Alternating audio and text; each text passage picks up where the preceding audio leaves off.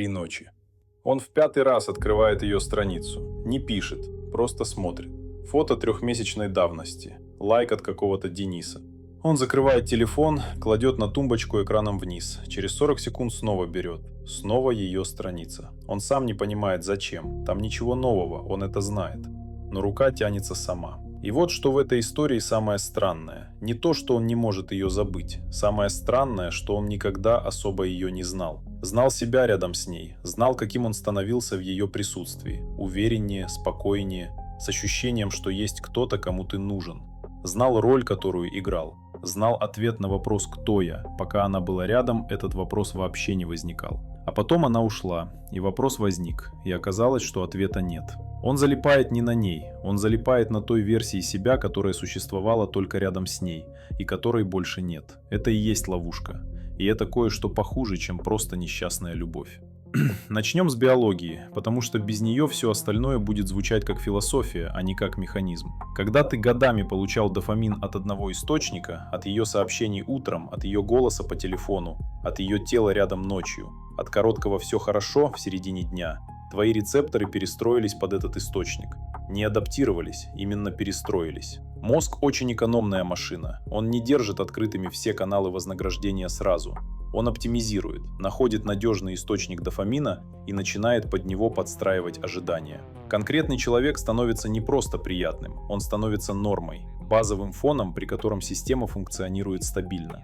Это называется парным связыванием, пэйр-бондинг. Оно работает через окситоцин, дофамин и вазопрессин одновременно. 3 нейромедиатора, которые в связке создают нечто похожее на химическую зависимость. Не метафорически, буквально. Исследования на МРТ показывают, мозг человека, смотрящего на фотографию партнера после расставания, активируется в тех же зонах, что и мозг человека в состоянии наркотической ломки. Прилежащее ядро, вентральная тегментальная область, орбитофронтальная кора – все это загорается. Система ждет сигнала, который больше не придет. Это как приложение, которое раз в час пингует сервер. Сервер выключен год назад. Приложение не знает. Оно продолжает пинговать, и каждый раз, когда ответа нет, создает фоновую тревогу, которую ты ощущаешь физически, не эмоционально, физически. Невозможность сосредоточиться на работе, ощущение пустоты в груди, которая не проходит после спортзала, тревога, которая накрывает в случайные моменты, в магазине, в душе, посреди разговора с другом. Ты называешь это «скучаю по ней», но это не точный диагноз. Ты не скучаешь по ней, ты скучаешь по дофамину. Разница принципиальная, потому что дофамин можно восстановить, перестроить источники, дать системе время адаптироваться. А она – другой человек со своей жизнью, своими решениями и своим Денисом, который ставит лайки. И пока ты не понимаешь этого различия, ты будешь искать именно ее. Потому что мозг говорит «верни источник». Он не говорит «найди другой». Теперь о том, что происходит с личностью, потому что биология – это только половина истории. Есть один момент, о котором не говорят вслух, потому что он неудобный. Именно поэтому в своем прошлом видео я так жестко бил по теме мужской среды. Ты не сможешь выбраться из этой ловушки, если остаешься один на один со своими привычками. Изоляция в этом деле – твой главный враг. Я создал свой телеграм-канал именно для того, чтобы собрать там нормальное комьюнити, где вещи называются своими именами. Ссылка в описании, прыгай туда. Мужик выходит из длинных отношений, не из плохих, из самых обычных, которые просто закончились, и обнаруживает тишину. Не ту, что приятно вечером с книгой, другую, громкую. Он включает музыку, тишина не уходит, просто перекрывается звуком. Он идет в зал и тренируется до упада. Тишина ждет его в раздевалке, пока он шнурует кроссовки. Он открывает бутылку, тишина возвращается с похмельем и добавляет еще пару своих вопросов сверху. Он начинает листать телефон в 3 ночи, заходить на ее страницу, перечитывать переписку 2-летней давности, не потому что надеется, а потому что в этот момент хоть что-то знакомое. Хоть что-то, где он понимает, кто он в этом разговоре. Это не любовь, это паника с хорошей маскировкой. В этой тишине живет вопрос, который он никогда себе не задавал по-настоящему. Кто я, когда рядом никого нет? Не кто я как работник, не кто я как сын, не кто я как друг на вечеринке. Кто я наедине с собой в 4 утра, без аудитории? И ответа нет. Не потому, что он плохой или слабый, а потому, что он никогда не строил себя отдельно от контекста. С 17 лет одна, потом другая, потом третья. Между ними короткие паузы, которые он быстро заполнял. Новым увлечением, новым знакомством, усиленным режимом в зале, запойным сериалом, да чем угодно, лишь бы не оставаться с собой слишком долго. Личность собиралась не изнутри, она формировалась через отражение, в глазах партнера, через его реакции, через то, каким ты становился для кого-то конкретного. Психологи называют это enmeshment – слиянием идентичности. Это не значит, что человек слабый или зависимый в бытовом смысле.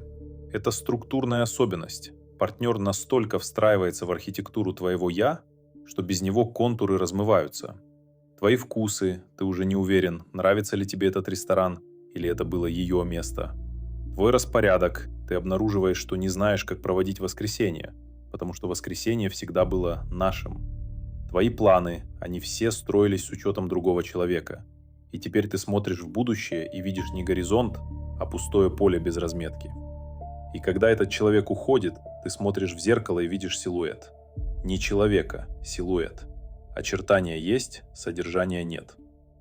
Теперь кому это выгодно? Потому что индустрия давно это поняла и выстроила под это целую инфраструктуру. Маркетологи таким людям молятся. Мужик в этом состоянии – идеальный потребитель. Он уязвим, он ищет облегчения, и он ищет его быстро. У него нет сил на долгосрочные решения. У него есть только сейчас, и это невыносимое ощущение в груди, от которого нужно избавиться хоть на час. Алкоголь продает ему расслабление, и надо отдать должное, работает минут 40. Иногда больше, если взять бутылку побольше. Порно продает ему близость без риска снова потерять. Идеальный продукт, никаких претензий в 3 ночи, никаких разговоров про будущее, никакого Дениса. Дейтинг-приложения продают ощущение, что он снова нужен. Через лайки, через матчи, через короткую вспышку дофамина от нового номера телефона, который он, скорее всего, никогда не наберет, но сохранит. Соцсети продают ему бесконечную ленту, специально откалиброванную так, чтобы он не оставался наедине с тишиной дольше 30 секунд. Между постами про котов и новостями ровно столько стимуляции, чтобы мозг не успел осесть в том месте, где неудобно. Весь этот ассортимент аккуратно упакован, удобно оплачен, доступен круглосуточно и не требует усилий. Это важно, не требует усилий, потому что человек в ломке не способен на усилия. И индустрия это знает. Ни один из этих продуктов не решает проблему. Все они заинтересованы в том, чтобы проблема оставалась, потому что решенная проблема перестает быть рынком. Мужчина, который разобрался с собой, который не нуждается в постоянном внешнем подтверждении, который умеет сидеть в тишине без паники, плохой клиент. Он не покупает компульсивно. Он не открывает приложение в 2 ночи из страха. Он не нуждается в том, чтобы незнакомые люди в интернете говорили ему, что он достаточно хорош. Такой мужчина не выгоден, поэтому никто не заинтересован объяснять тебе, как работает эта петля. Объяснять ее выгодно только тебе. Поговорим о выходе. Только честно, без протоколов и списков из 5 пунктов. В том, чтобы полюбить себя. Это красивая фраза, за которой ничего нет, кроме обложки книги за 900 рублей и улыбающегося коуча на аватарке. Выход не в том, чтобы дать себе время. Время без работы над собой просто переносит боль на потом, иногда с процентами. Выход не в том, чтобы найти новую женщину и закрыть гештальт. Это не закрывает гештальт. Это создает нового заложника той же петли. Выход начинается с одного конкретного навыка, который большинство мужчин никогда не тренировали. Умение находиться в тишине без немедленного желания ее заглушить. Не медитировать по приложению с таймером и колокольчиком. Не проходить онлайн-курс по осознанности, а буквально остаться одному в комнате без телефона, без музыки, без задачи, без оправдания в виде «я просто отдыхаю». Выдержать это. Не 5 минут. Столько, сколько нужно, чтобы мозг перестал паниковать и начал просто существовать. Поначалу это действительно невыносимо. Мозг генерирует тревогу. Это его способ сказать: сигнала нет, сделай что-нибудь. Подбрасывает воспоминания. Не потому, что ты еще любишь, а потому, что ищет знакомый стимул. Гонит к телефону, к холодильнику, к чему угодно, что создает иллюзию действия. Это не слабость характера, это холодная ломка в буквальном нейробиологическом смысле. Рецепторы перестраиваются. Это больно и это требует времени. Не потому, что так правильно по книжкам, а потому, что нейропластичность работает именно через дискомфорт, не через комфорт.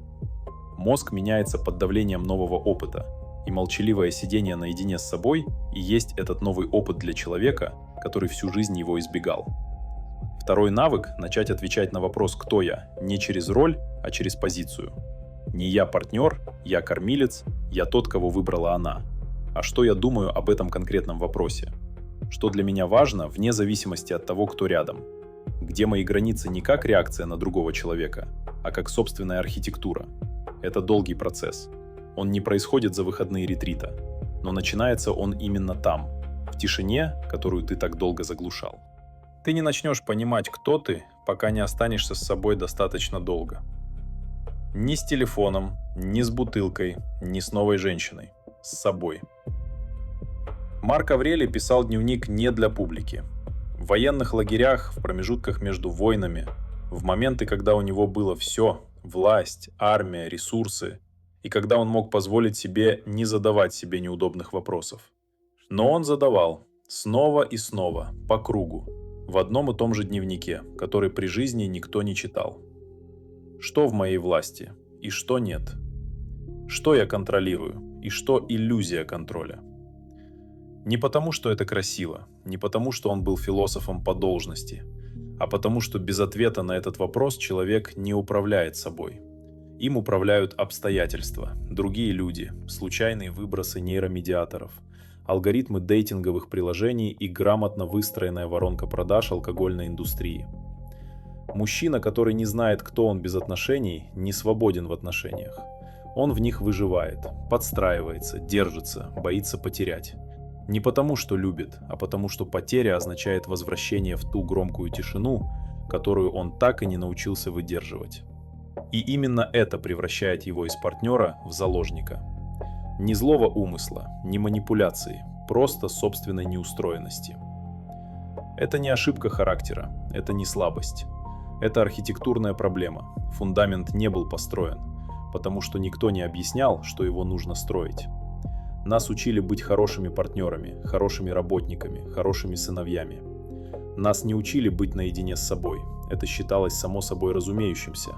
Или вообще не считалось темой для разговора. Построить фундамент можно. Это долго, неприятно, иногда скучно.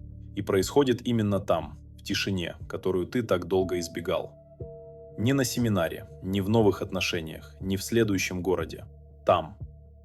Вопрос не в том, сможешь ли ты это выдержать. Вопрос в том, когда ты перестанешь делать вид, что тебе не нужно.